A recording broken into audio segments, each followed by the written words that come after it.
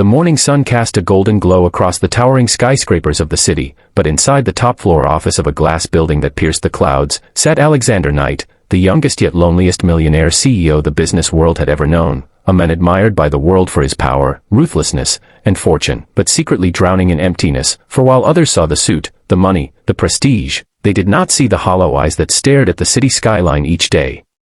Longing for something he could not buy, family, warmth, belonging, love. His parents were long gone, his childhood stolen by relentless ambition, and betrayal from the woman he once thought he would marry had turned his heart into stone, making him live in silence, surrounded by luxury that felt more like a prison. He had cars, jets, penthouses, and an empire built from nothing, yet when the nights fell and the city went quiet, loneliness roared louder than any applause he ever received, until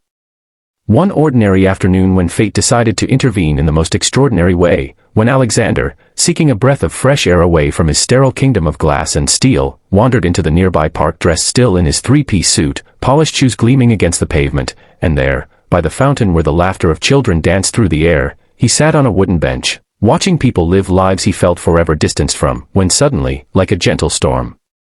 a little girl no older than 6 approached him, holding tightly a folded $50 bill in her tiny hands, her blonde hair tied back with a simple blue band, her pink dress dotted with bright yellow flowers glowing in the sunlight, and without fear she looked up at him with innocent yet determined eyes and said words that would shatter the walls around his heart forever. "Here's $50.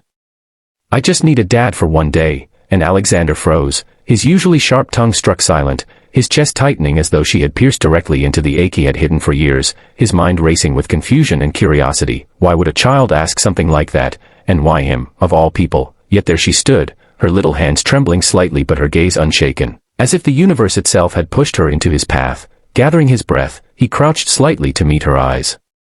and asked softly, Why do you want me to be your dad, little one?" And her response came with a mixture of innocence and heartbreak that disarmed the very men who had intimidated boardrooms filled with billionaires, for she said, "Because my real dad went away, and Mom says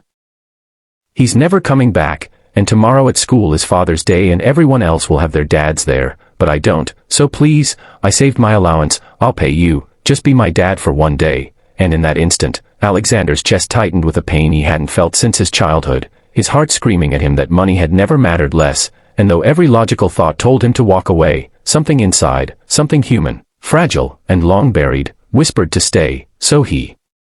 sat back on the bench, motioning for her to join him, and though hesitant, she climbed onto the seat beside him, her small legs dangling as she clutched the crumpled bill, and Alexander, for the first time in years, smiled, not the polished smile for investors, not the calculated smirk for competitors, but a genuine, almost broken smile that carried both pain and a strange sense of healing. As minutes turned into hours, they spoke, the little girl telling him about her sick mother who worked 2 jobs, about the empty chair at school events, about how she dreamed not of toys or dresses but of just holding someone's hand proudly and saying, "This is my dad," and with every word she spoke, Alexander felt his empire of loneliness crumble, brick by brick, as if this child's purity had cracked the armor he wore so heavily, until without realizing it he was promising her that yes, he would come, he would stand by her side, no payment needed, for she had given him something money never could. Purpose, connection, a chance to feel alive again. That day in the park stretched on, with him buying her ice cream, pushing her gently on the swings, listening to her laughter echo like music in a heart that had forgotten what joy sounded like, and as the sun began to set, painting the sky with hues of gold and crimson, Alexander walked her home, his hand enveloping her tiny fingers, the sight so tender it made passers-by smile without knowing the story behind it, and when they reached her modest apartment, her mother, tired yet graceful, opened the door in shock at the sight of her daughter with a man who looked like he belonged on the cover of a magazine, and though suspicion flickered in her wary eyes, the girl quickly explained, "Mom, this is Mr. Knight, he's going to be my dad for tomorrow," leaving the mother speechless, her lips parting with words unsaid, but Alexander, sensing her concern, gently assured her, "I just want to be there for her, nothing more," and something in his voice, something raw and genuine, melted her doubts, and for the first time in decades Alexander left behind his penthouse walls to step into a humble home filled with more warmth than all his mansions combined, and that night, as he lay in his sterile king-sized bed, staring at the ceiling, he felt a tear roll down his cheek, not from pain but from a fragile hope he thought he had lost forever, and with that single tear began the unraveling of a story neither he nor the little girl had ever imagined.